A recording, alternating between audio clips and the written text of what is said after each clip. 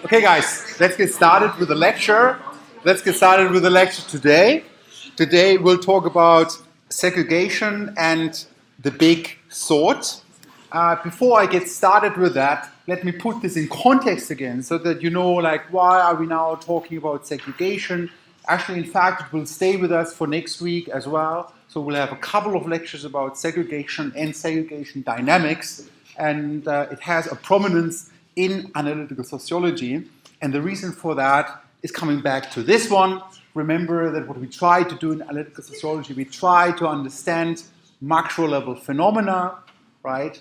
But we kind of have to acknowledge that we cannot just link two macro level phenomena to each other because there are individuals involved, and those individuals, they are sort of embedded in this social context. They behave in a certain way, which then might change the social context, which then ultimately produces the macro level outcomes that we have.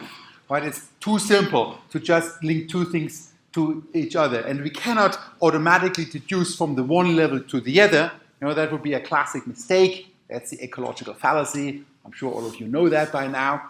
But for example, we cannot deduce from observing segregation at the macro level that there actually is discrimination happening at the micro level. That's the big thing. Yeah? And that will stay with us for a while. In fact, I will actually show you that we can end up in a highly segregated world. I'll show you what that means in a second. We can end up in a highly segregated world even though everybody wants to live in a highly diverse world.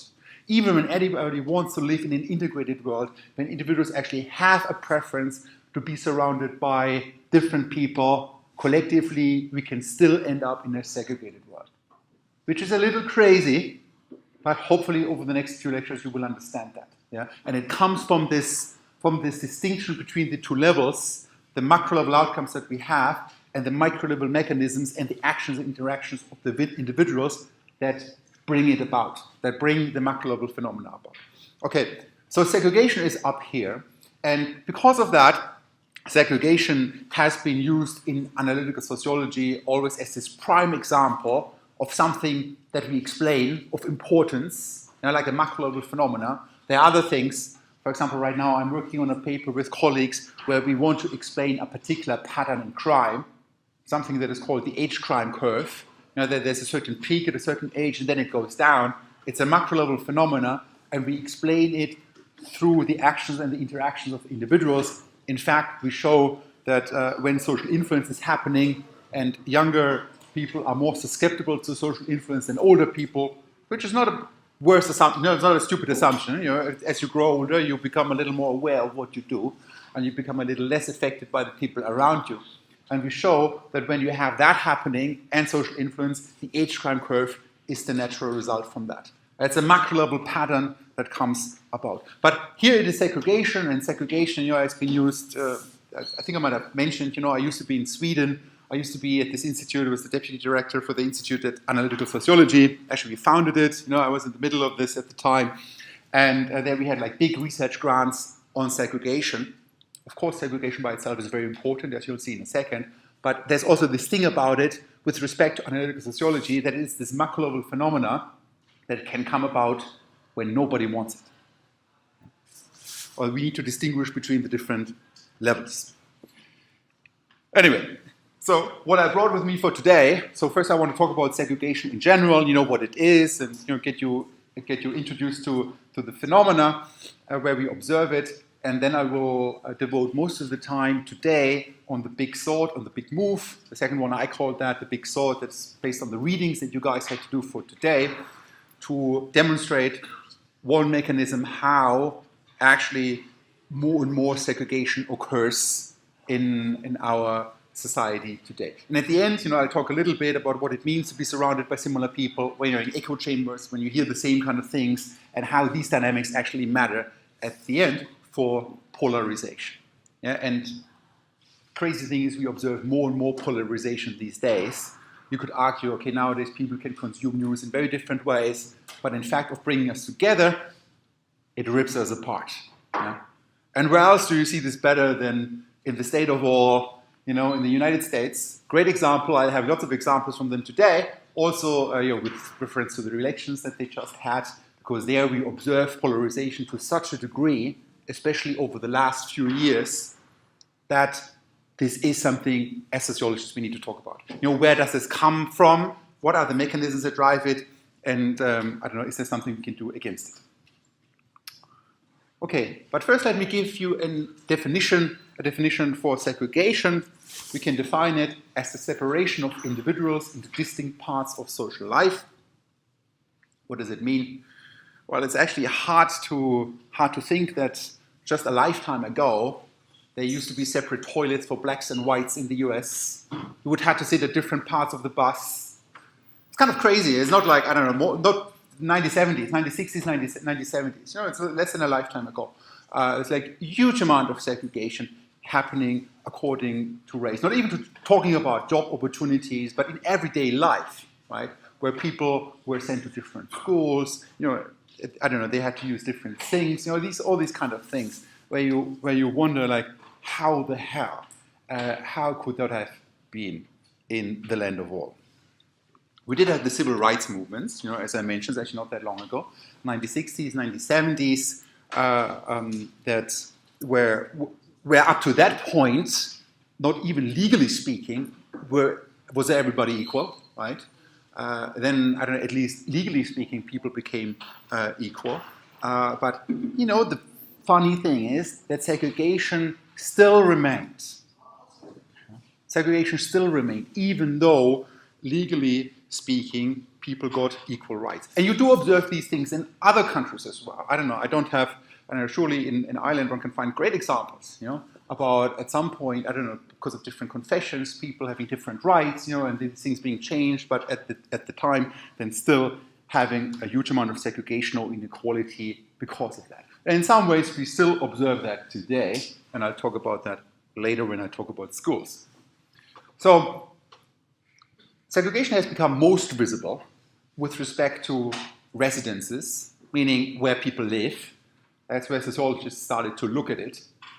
And they realized, they observed, there were parts of the city where the blacks lived. There were parts of the cities where the whites lived. And different kind of mechanisms led to that. Before the Civil Rights Movement and actually then the Fair Housing Act, before that, there was a huge amount of discrimination on the housing market. People, white landlords, wouldn't rent out apartments to blacks or people from other minorities. In the 1960s, this became illegal. The Fair Housing Act was introduced. It's like a federal enforcement mechanism, that kind of outlawed discrimination based on race, color, religion, or other national origins, or things like that. But the crazy thing is, that segregation still remains. And now what I have here, let me go on the actual website where you see this right now. As you might have spotted, this is a map of which city? It's New York. Yeah. There you see Manhattan. This is Manhattan. Here we see Brooklyn. You see Queens. This is Bronx up there, Staten Island. So now let's look at that map. What does that map say? There are different dots. Each dot stands for 1,000 people, and they are colored according to different ethnic backgrounds, according to census groups. Blue, these are, census groups, blacks and Hispanics, Asians, whites, and others. And when we look at that, let's just look at Manhattan here a little bit, It's incredibly segregated. It's mostly whites living there. Let's look at Brooklyn. Look at that part. What the hell is happening here? It's actually around JFK. If you ever flown from there, I don't know, you go through there. Is predominantly black neighborhood. Or here, predominantly Hispanic neighborhoods up in Queens. Or when you look at the Bronx up here, again, like predominantly Hispanic, some blacks in there as well. That's New York, 2000. I think this data is from 2015. 2015. Hang on a moment. Wasn't that the Fair Housing Act in 1968? But here we are, like 50 years down the road, and we still have segregation. How can that be? Does it mean that they are racists? Does it mean that they still discriminate? What are the mechanisms at play that kind of produce this macro-level phenomena? And these are the kind of things that will stay with us for the next 2 lectures. And there I will, I don't know, we'll talk more about that. So segregation is a phenomenon that we do observe in our real world. You know, like residential segregation, that's the obvious one. In fact, even in Dublin, you do observe that, you know. I was in the housing market not too long ago. Yeah. I'm one of the lucky few, but I decided to live in a very ethnic neighborhood because I actually really like it. So I do enjoy that. So probably Dublin is less segregated than other cities, but in many modern cities, you have segregated neighborhoods. Yeah. You can have segregation in schools. You know, as I mentioned in the US, there used to be white schools, there used to be black schools. People were being bussed around. And, you know, actually, I just looked into it earlier before this lecture. You know, in Ireland, we have the same thing. Yeah. If you would be like an international like me, like one of my colleagues, Matt, you know, he has a little son, and he put them into kindergarten. And actually, he told me the stories about how difficult it is to get the guy into the kindergarten opposite the street.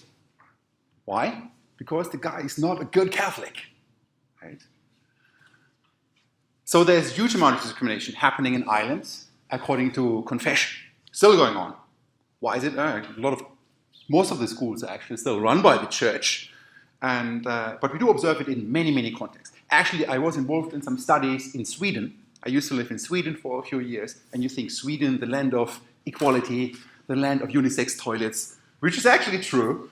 But there's also a huge amount of segregation in schools. Huge amount.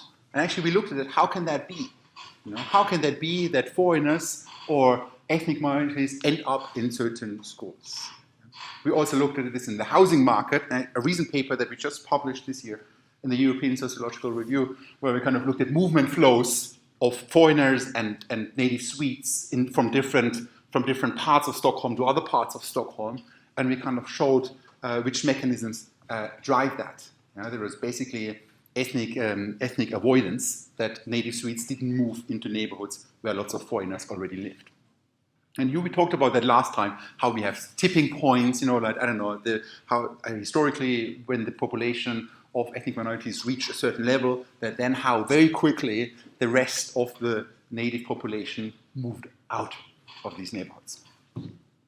So we see it in schools. But, you know, it's actually, you don't have to look that far. You can see it in workplaces as well. And, you know, it's not necessarily bound to ethnicity, but just look at the number of folks who teach you here at the university, the number of the professors that you have. Normally, there are male dudes with gray hair and beard, right? It's actually pretty typical. Actually, the amount of female professors is incredibly low. While when you see the amount of female students among you guys, it's actually incredibly high. So what the hell is happening? Something is going on there in between, right? But also, when you think about the people that cleaned this place after you left, yeah? Where do they come from? What kind of ethnic background do they have? Yeah? So you see huge amount of segregation when it comes to the workplace. The area that I'm most interested in, because this is what all my research is about networks, you can see what we call network segregation. Network segregation refers to this phenomena where the people around you are incredibly similar to you. Your friends are incredibly similar. You know, actually in my world, my friends, they all have a fucking PhD.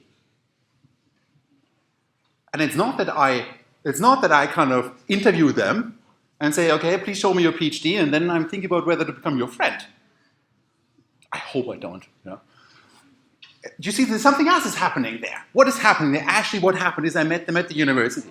Actually, I know most of them from, I don't know, my graduate studies, and we became friends because we went to the same place, and now we are friends, and now my world is incredibly biased. So now I always try to talk to lots of different people because I'm aware of these kind of things, because I'm studying it, yeah? But most of the time you're not aware of that, about how the people that you are connected with are actually not representative of the population at large. You know, they are often incredibly more similar to you. And not just in terms of their education, but I guess the same thing holds for you too, because you're here at the university, right? but it also holds for age. Yeah? Most of the friends that you have are actually in the same age bracket than you, right? It holds to many other phenomena. So this is sort of a very interesting thing. I've studied this in a couple of different contexts. Actually, I looked at this in the context of criminal networks, where I looked at network segregation with respect to ethnicity in a youth gang in London, about who's co-offending with whom. Turns out they like to co-offend with others from the same ethnic background. So we observe segregation in many different domains, or I don't know, you could call that a foci, like housing, schools, workplace, and so on. But then you can also observe it, as I already mentioned, according to different attributes, according to age, the people that you know, according to sex, or according to ethnicity. So we do observe segregation according many different dimensions, where we can put that together. And actually, surprisingly, most of the time people study that little area down there. I have a little piece of research where I try to extend that, and this would be one of those other ideas, great ideas for a master's project or another project, because once you extend that, once you kind of look at different dimensions simultaneously at the same time, then you create these weird scenarios where they amplify each other, right? Where sort of you separate according to one dimension and then you separate according to others as well. So actually I did a couple of simulation studies and showed that once you kind of look at more dimensions, actually we have a faster segregation occurring, or it's more likely that segregation occurs. So why would we talk about segregation to begin with? I don't know, we are sociologists, we're interested in these kind of things, but there are also some real-world consequences of segregation. For example, there's political isolation, there's linguistic isolation. It starts with the words that people use. That's kind of crazy when you think about I have another PhD student who actually looks at or used to look at conversational dynamics, the kind of words that we use and how we align with the people around us. And so whether you're kind of, I don't know, in one part of Dublin or another part of Dublin, your vocabulary is different. So actually this has real-world implications under poverty, educational exclusion, and so on and so forth. Health risks, it's a huge area of research about how segregation actually changes health. Okay, so that's now segregation in general. And now let's talk a little bit about what Bill Bishop called the big sort. Yeah? So now this refers to the reading that you guys had to do for today. Again, this is a bit of a light reading. The guy's a journalist too, but I do like these kind of publications. There's something to it. They're easy to read, they're interesting. And he writes about this phenomena of like-minded people in the US, how they cluster, how that can be, and how it comes about. So he's this journalist living in Austin, Texas at the time. Texas, it's pretty Republican down there. It's pretty much as it gets. A couple of years ago, I was a visitor there for a couple of weeks, as one does as a scholar once in a while. So I was there with my cute little rental car, the biggest car that I ever rented, Toyota Yaris. Normally I'm driving these Minis because I just like them, I don't know. They're just cheaper, to be honest, I don't really care. So I drive around with my Toyota Yaris, and there's all these Hammers and Dodges and Rams around me, and I'm just really intimidated, not just by those guys, but also because of the guns they have in their back, right? The cowboy hats that they have on, and probably the political attitudes that they have, and me being the European, I don't know, the cosmopolitan liberal guy. Yeah. So I pretended to be a Republican for a while. Because I wanted to, seriously, while I was there, they just had passed this law that as a student at the university, you can wear a gun, right? I wouldn't want to teach there. I don't know, I know sometimes I'm saying inappropriate things, but, can you imagine there would be somebody with a gun? Yeah? I don't know, it's like a crazy place. But now Austin, Texas comes into play. Has anybody ever been to Austin in Texas? Somebody has been, yeah? So Austin, Texas is sort of like the odd man out here. It's sort of that cool place. This is where you want to be. So if you want to go to Texas, at least as a European, you want to go to Austin, Texas. Why? There's like a good vibe there, there are good restaurants, there's like a hipster feel, good music scene. And actually, as it turns out, it's overwhelmingly Democrats that live there. And that's where Bill Bishop now comes into play. The guy lives in Austin, Texas, and you observe that for some reason, I don't know, his constituency in Austin, Texas is like overwhelmingly Democrat, voting for Democrats. and there's this one Republican in the neighborhood, yeah? While in the rest of Texas, or just a little bit outside of Austin, it's the complete opposite. So hang on, so how can that be? Or is this sort of a new thing, right? Or what does it mean? So actually, when you look at the numbers, and that's what Bill Bishop did in this book, he presents this nicely, I think. He observes that over the last 30 years, Americans dramatically clustered in such a way that they live now around people who think and are like themselves. So they live in neighborhoods. A Democrat is more likely to live in a neighborhood where lots of other Democrats live. If you're like more traditional, if you're a churchgoer, you're more likely to live in a neighborhood where other more traditional churchgoers live. And we can actually back that up. Yeah? So we can back that up, for example, when we look at election data, voting. And when we go into that, between the 1970s and now this is data from 2004, the gap in votes for the Republicans and the Democrats in the US, they increased in over 2,000 counties. So in total, there are around 4,000 counties. So in over half of them, the gap between these two big parties increased. It became more extreme, either into the one direction or in the other. Right? While only in a fraction or only in 1,000 counties, the gap actually became smaller.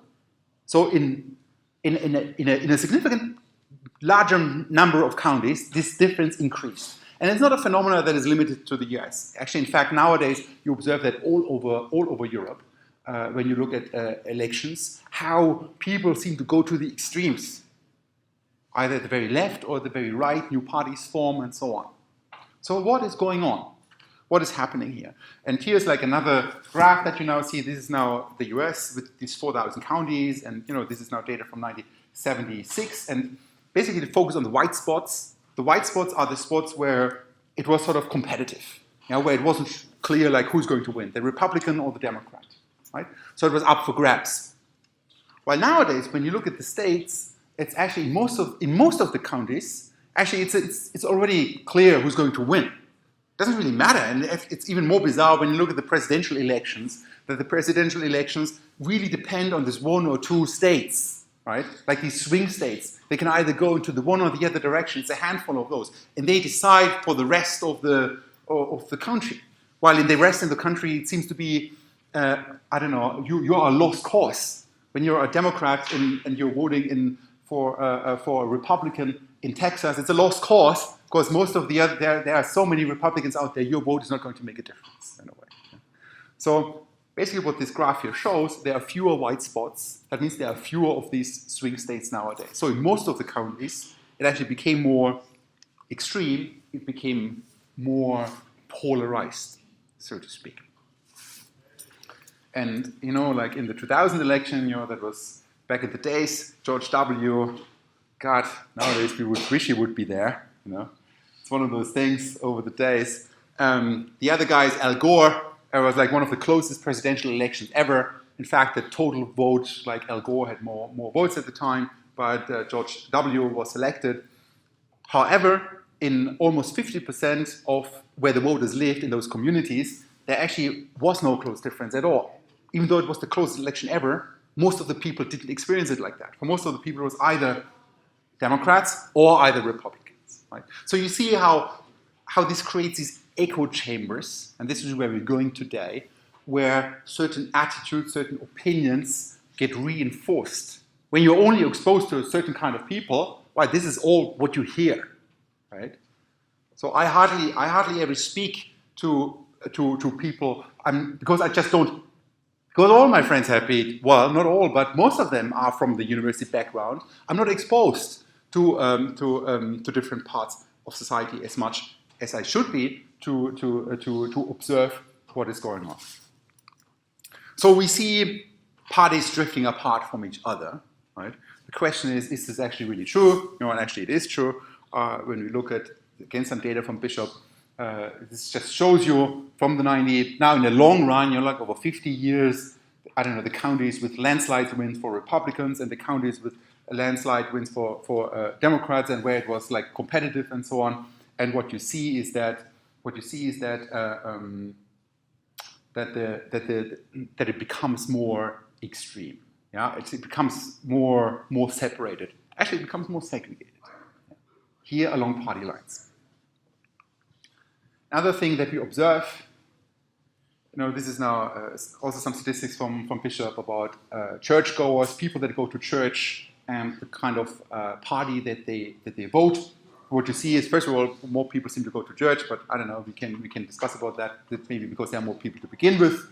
But what you should actually check out right now is the difference between the blue lines and the red pinkish lines. You see, when we kind of go to 2000, actually this difference becomes bigger than it used to be in the 1970s. In the 1970s, there was no difference. You were not more likely to go to church when you were Republican or when you were a Democrat. But in the 2000s, that changed. Yeah? When you were a Republican, you were more likely to be a churchgoer than when you were a Democrat.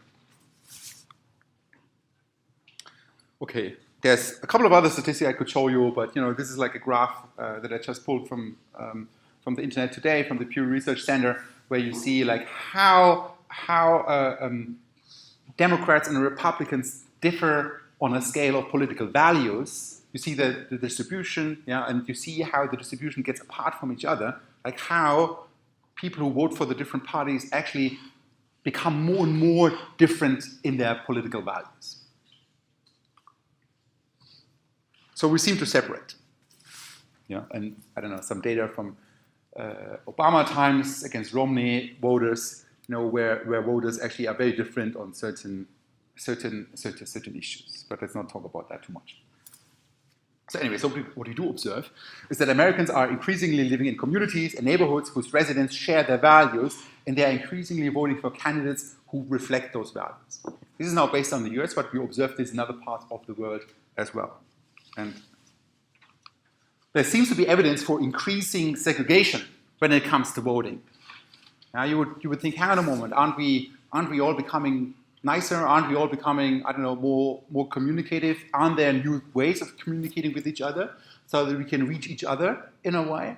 But actually, funnily, all these new media had the opposite effect, that they actually lead to more polarization.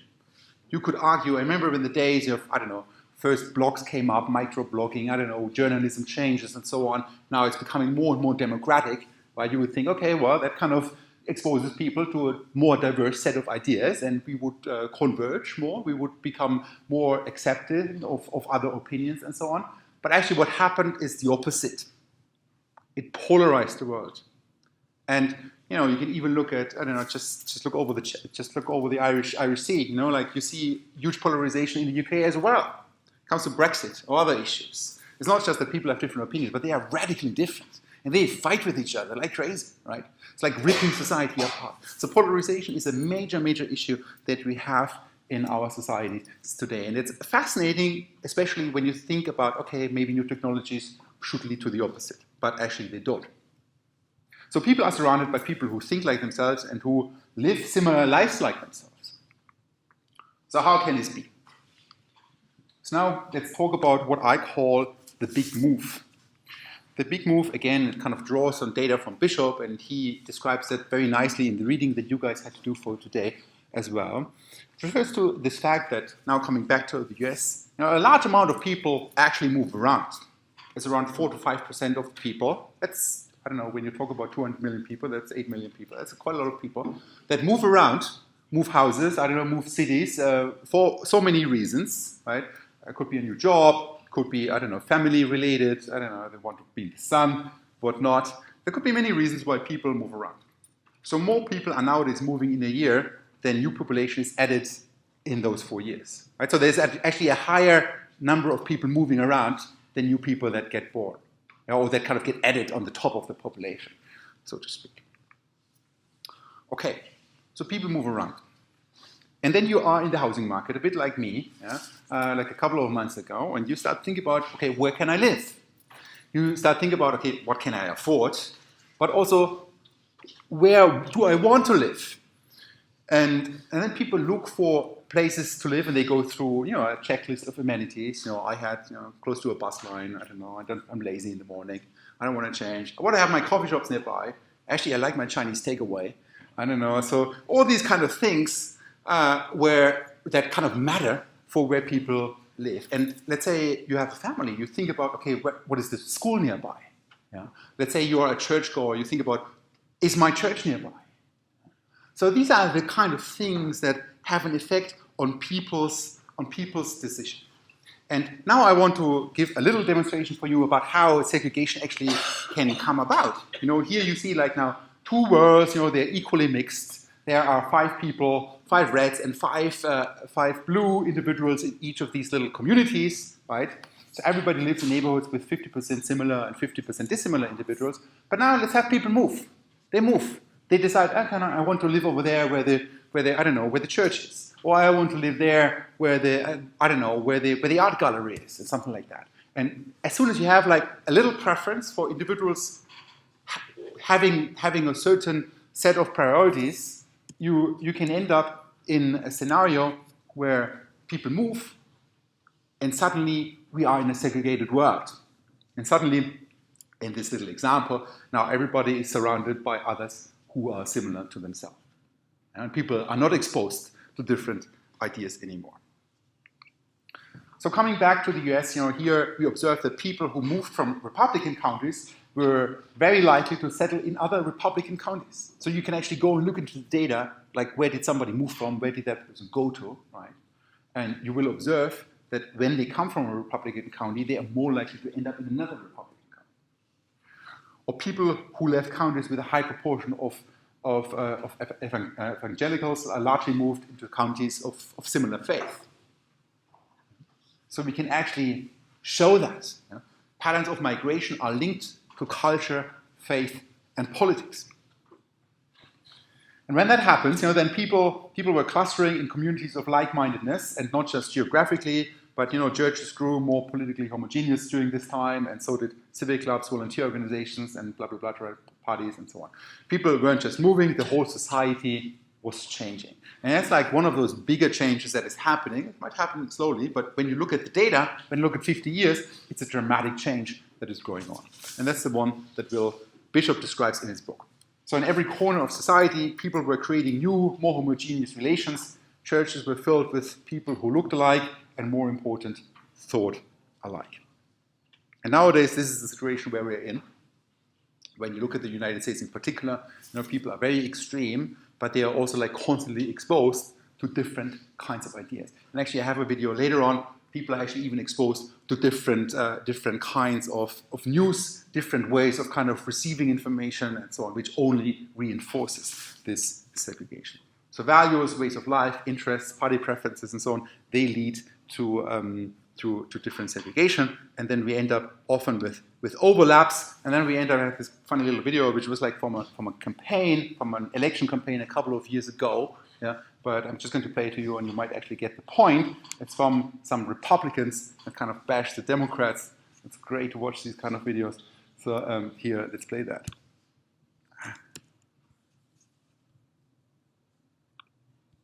What do you think of Howard Dean's plans to raise taxes on families by $1,900 a year? What do I think?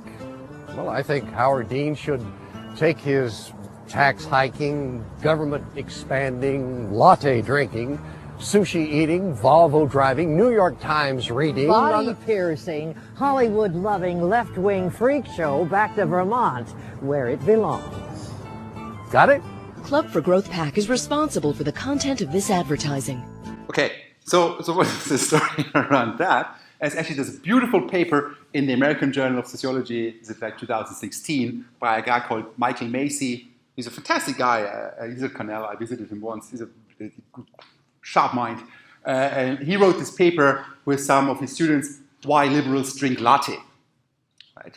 Why is it that actually these things tend to correlate? Yeah? That we are the Volvo driving, left-wing, sushi eating, and latte drinking, freak show, that lives in Vermont. You know? And so we do find overlaps. And in the paper by Michael Macy and others, Why Liberals Drink Latte, he actually shows very nicely that these kind of things can come about almost by chance. As soon as you have social influence happening and social selection at the same time, if you have these mechanisms operating at the same time, we have polarization occurring.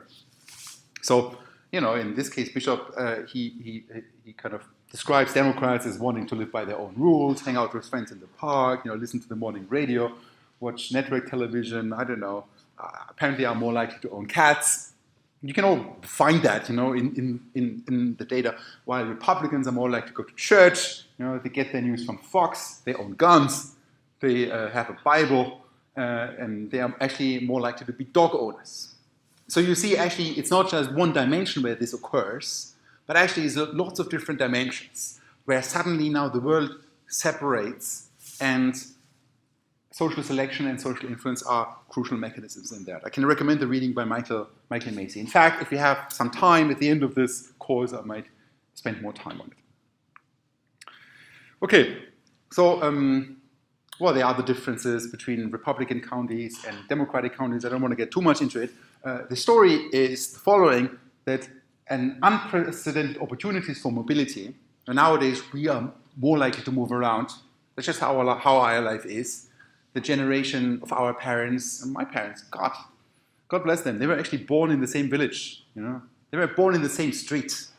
And then how cute is that? My dad walks by the house of my mom.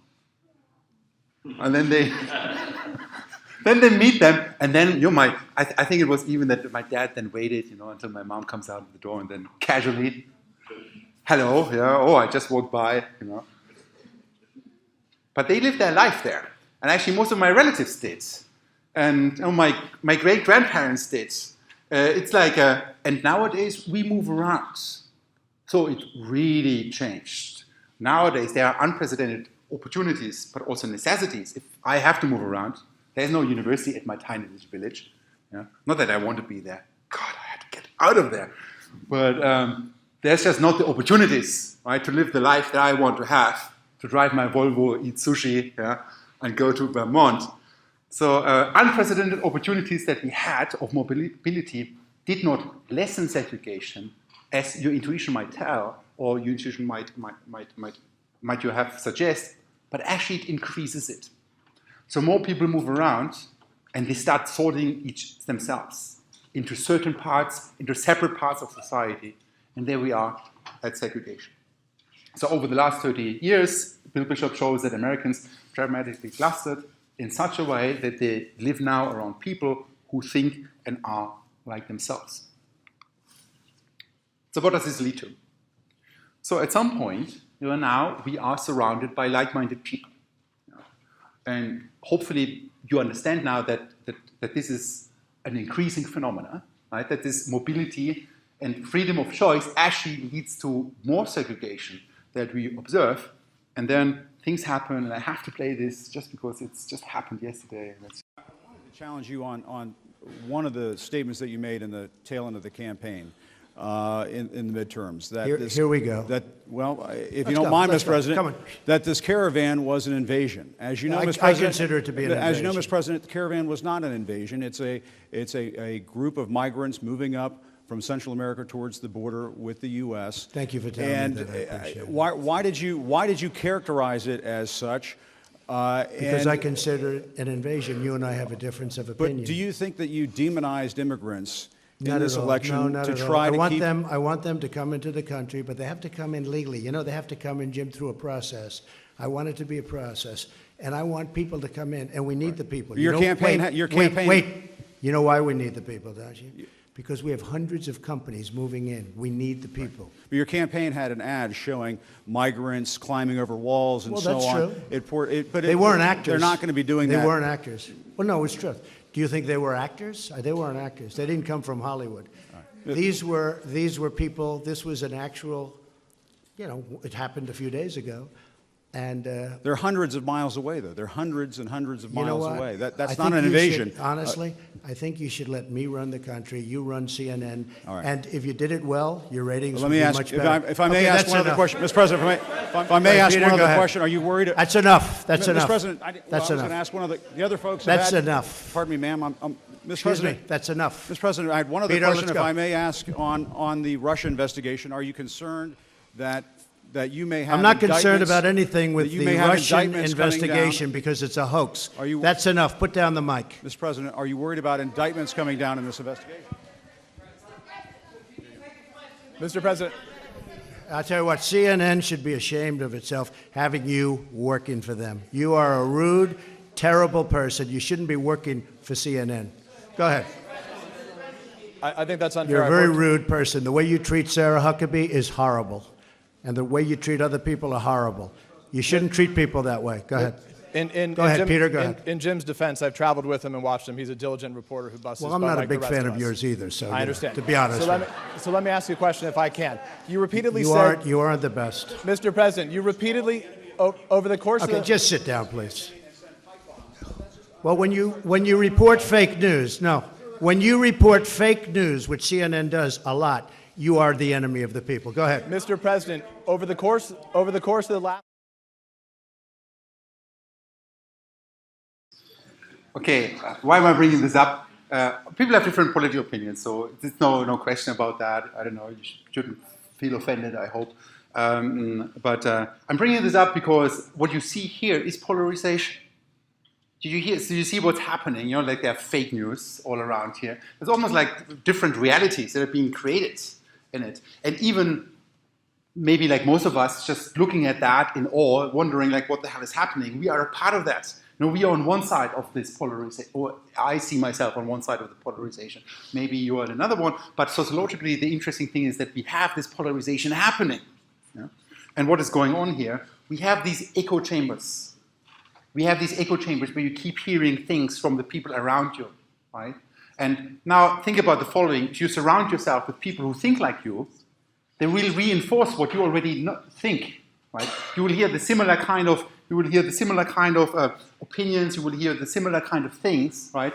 At some point you start believing it because everybody is saying it, yeah? It has to be true, yeah? If everybody around you says something. And there you see how network segregation actually can matter tremendously. So as people heard, this is now going back to Bishop, he has a quote, as people heard their beliefs reflected and amplified, they would become more extreme in their thinking.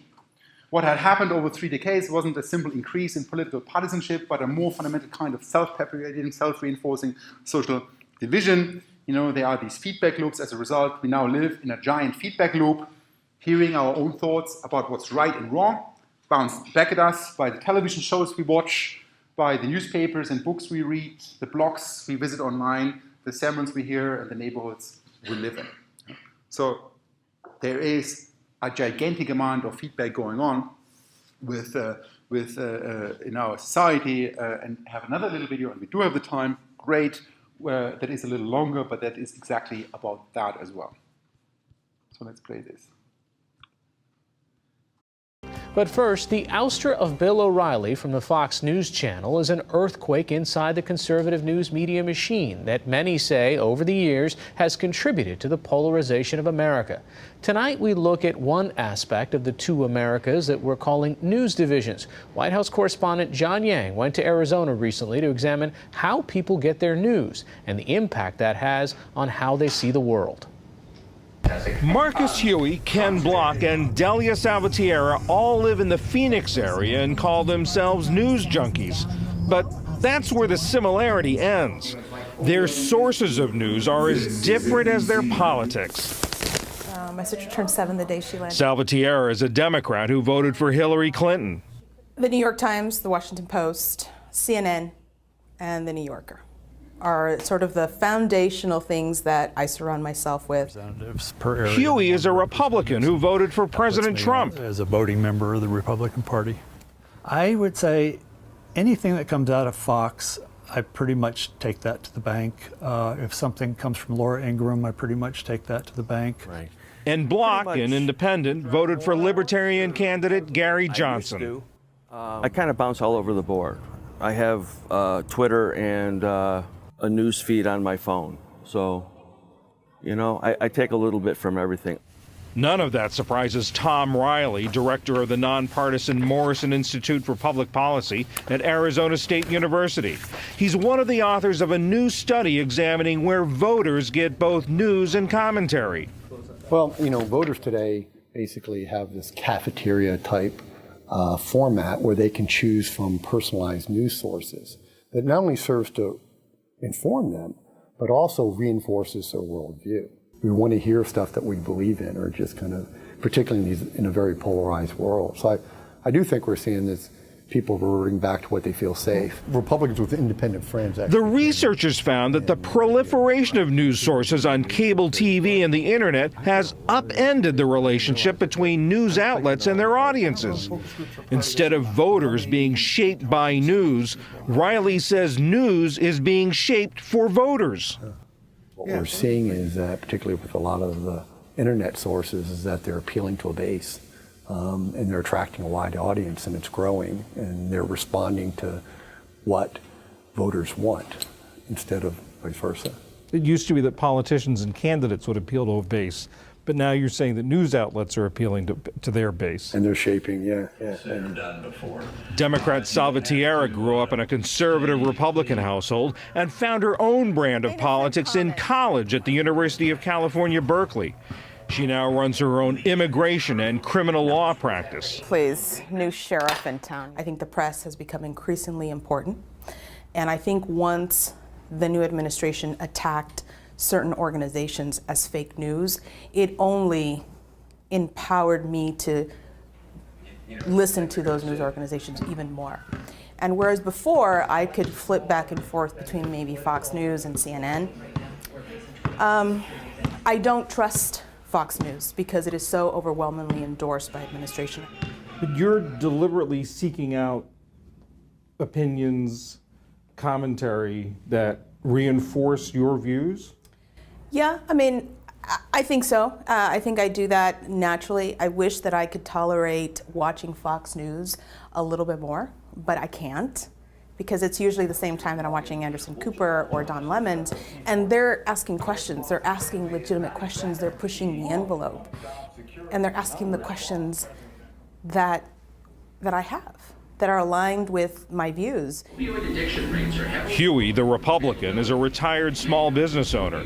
He and his wife Lori view the world through a very different news prism. Try to get up about a little bit before 7 o'clock. I'm in the breakfast room. I have Fox News on. I have the Wall Street Journal down in front of me, and then I have my iPhone next to me. And if there's no breaking urgent news on the TV, then the first thing I do is I'll go check my phone and look through my Facebook wall to see anything that I might have missed through the night. You said whatever you hear from Laura Ingraham and from Fox, you feel confident in. I have a track record and a history with them, and I feel they both have been reliable and haven't really let me down that often. Breitbart, I feel good about it, but if it's some kind of a startling headline, I might hold back and look for other opinions. CNN and MSNBC, I feel it may not be fake news, but I feel that those organizations, unfortunately, I think they would like to see Trump be a one-term president. Okay, let me stop it here. You know, I might put the whole video up online, but you see, actually, you can even see this from a bigger picture. A little exercise: Google something, yeah, and have your grandma Google it on the little Amazon Fire tablet that you gave her as a present last Christmas, and have her Google the same thing, and you find very different things. So actually, it's not only news anymore. It's actually everything that we kind of how we. When I Google myself, I always find myself. It's crazy, yeah. It's probably because I Google myself, yeah? As we academics do. So try that. We have a reading for next week. Now we talk about the dynamics underlying segregation. Great paper by Thomas Schelling, Nobel Prize winner on micromodals and macro behavior. Yeah. See you next week.